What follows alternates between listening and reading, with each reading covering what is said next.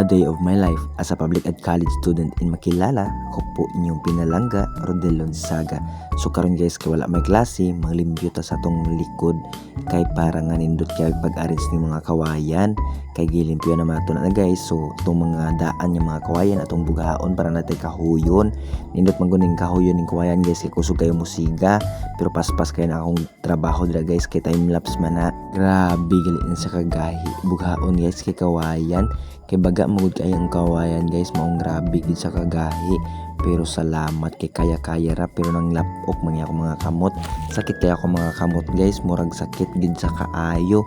Pero ang tuson ra gyud nato para mahumaning trabaho ang ani para nata isugnod sa ato ang mga lamion nga mga sudan like bisayang manok, gulay, bangus, lami kayo na siya guys sudanon. Pero kung walay kahoy dili na siya maluto. Pero salamat kay natay stock nga kawayan. Pero pag human ako diha guys, nag-arrange na pud kog sin kay para nga nindot kay siya tan-awon og dili pud siya madaot guys kay maulanan man na siya, mainitan.